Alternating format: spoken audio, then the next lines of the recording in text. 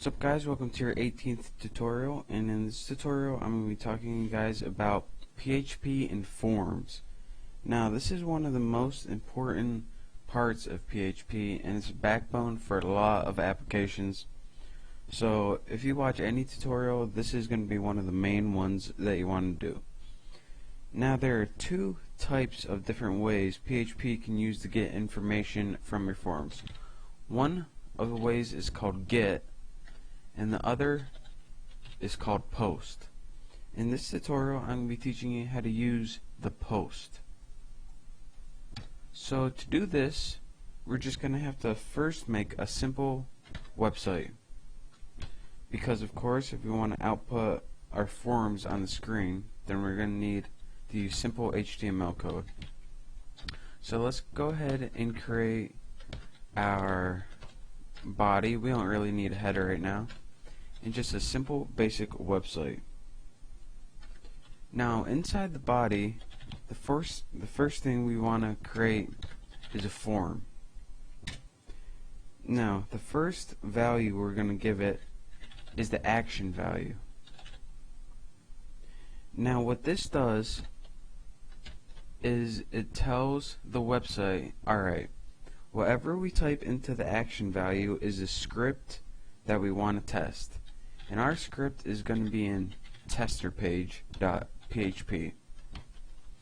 As you can see, we already got a tester page PHP, but we didn't write anything in it yet.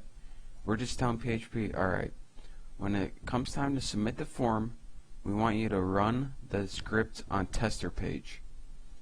And if you don't put anything in here, then it will look for the script on the same page. But for now, we want to do it on tester page. And the next is the method we want to use. And remember when I told you about get and post? Right now, we want to say, alright, we want to use the method post. And I'll tell you about get later, but that's not important for now. And I like just to end my form right now. Actually, I forgot to end my...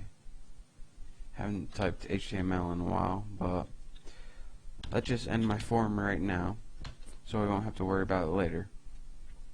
So now we have a form saying, alright, whatever we type in here, we want you to type in tester page, and we want to use the method post, which is the only one we're learning right now. Now we got to give this some kind of input.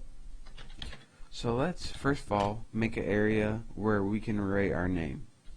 And if you're not familiar with XHTML, then pay attention. To do this, you write the word input, and what this does is give it one of those blank empty text boxes. Well, actually, to do that, you type text. This means a blank empty box that you can type stuff in. There's also checkboxes, buttons, drop down list, but text means blank empty box, as you'll see later. Next, we want to give this a name, and what the name is the variable name that we're going to be testing later. So to make this simple, I'm just going to name mine name. So right now we have a form with an empty text box in it that we're going to be able just submit stuff in. So let me go ahead and just show you guys what this is going to look like. Oh, that must be because I filled it in earlier. But what this does is a name, which is right here,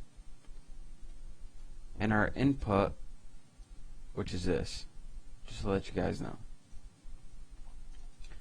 Next, once we submit all our information right here, we don't have any way of submitting it. So what we're going to need to do is add a submit button. And to do that, it's simple enough. Just type in input type equals submit, and this will give you a submit button for your form right there. Now once you type in a name and submit it, nothing happens. Why? Because on our tester page we just have a blank page that doesn't give any actions or directions or anything. So just to recap right here, here's what we did. We made a form in a website, and we said, alright, whenever we submit it, go to tester page and perform the task we tell you to. As you see, tester page has no task yet, so that's why it's blank right here. We're going to use the variables post, and we gave you one variable so far. So whenever we submit this, it's going to make a variable called name. And it's going to go to tester page, and that's what we're going to be doing in the next tutorial. Just didn't want to make this one too long. So thank you for watching, and if you want to find out how to use our tester page, then you better watch my next tutorial. Thanks.